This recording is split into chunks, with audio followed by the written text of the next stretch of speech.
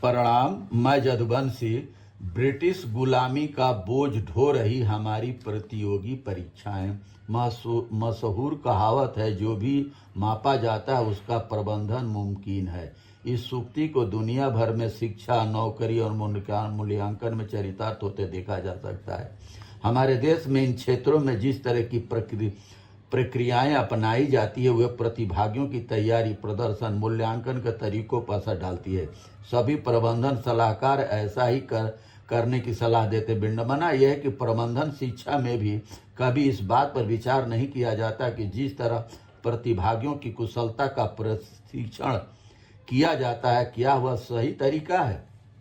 गौरतलब है कि कॉमन एडमिशन टेस्ट कैट और प्रबंधन संस्थानों में प्रवेश के लिए दो बातों की जांच की जाती है: अंग्रेजी की समझ और गणित व समस्याओं का तार्किक ढंग से समाधान करने की योग्यता।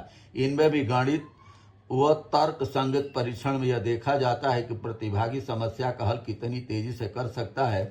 इस तरह यह IQ का ही प्रशिक्षण प्रबंधन के क्षेत्र में इसे सर्वोच्च कौशल माना जाता है। लेकिन यहाँ सवाल यह है कि तेज गति से काम करना ही क्या सबसे अहम है। मैं ऐसे एक भी व्यवसाय को नहीं जानती जहां निर्णय लेने में कुछ मिनट का अंतर सफलता और विफलता का फैसला कर देती हो। धीरूभाई अंबानी या रिचर्ड ब्रैनसन जैसी दूसरी पीढ़ी के उद्यमियों ने तो कभी कॉलेज की पढ़ाई भी पूरी नहीं की। पेटीएम के विजय शेखर शर्मा से लेकर ओयो के रितेश अग्रवाल तक उद्यमियों ने कभी प्रबंधन की शिक्षा नहीं ली। संघ लोक सेवा आयोग UPSC द्वारा आयोजित परीक्षाओं का भी यही हाल है। इसके आभा मंडल और इसकी हैसियत को परे रख दे तो पाएंगे कि इसकी पूरी प्रणाली ही बेतुकी है। इसकी परीक्षाएं प्रतिभागियों से इतिहास, भूगोल और सामान्य ज्ञान की जानकारियां कंठस्थ रखने की अपेक्षा करती है, साथ ही कुछ विश्लेषणात्मक कौशल का परीक्षण करती है। इनकी पहली समस्या तो यही है कि ये परीक्षाएं अनेक तरह की विशेषज्ञता वाली नौकरियों के लिए भर्तियां करती है।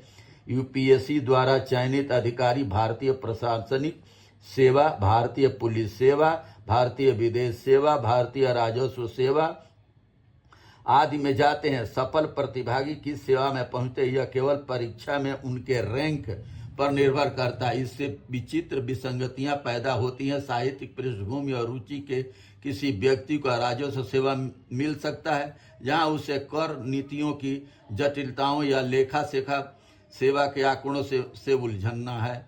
इसी तरह समाज का व्यवहारिक ज्ञान न रखने वाला व्यक्ति पुलिस सेवा में अधिकारी बन सकता है। भारतीय प्रशासनिक सेवा को आमतौर पर नौकरशाही की रीढ़ माना जाता है, लेकिन जब इसके अधिकारी अक्सर नई नई सेवाओं में भेजे जाते हैं, तब यह मुख्य रूप से सत्ता का खेल होता है, जिसके लिए न तो कौशल, न ज्ञान, न ही विषय वस्तु की जानकारी जरूरी है। कुछ सर्वेक्षणों में IAS अधिकारियों ने स्वीकार किया है कि वे संबंधित क्षेत्र में प्रशिक्षण की कमी के कारण खुद को असहज महसूस करते हैं।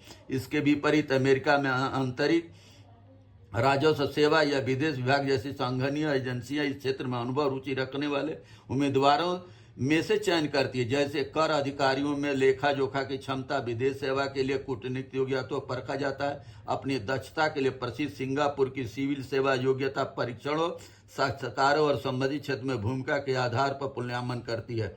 वैश्विक मंचों पर भारत का प्रतिनिधित्व करने वाले लोगों ने मुझे बताया कि भारतीय अधिकारी अक्सर कम सक्षम होते हैं, क्योंकि उनके पास संबंधित क्षेत्र की विशेषज्ञता का अभाव होता है।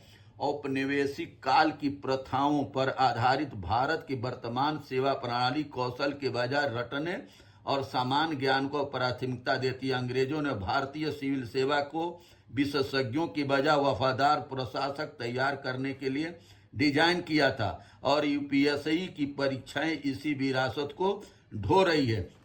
यहाँ सिर्फ अधिकारी अपने जो उनके मन माफिक अधिकारी हो, उन्हीं को तैनात किया जाता है। वो काबिल कितना हो भी हो। बहुत बहुत धन्यवाद। नमस्कार, प्रणाम।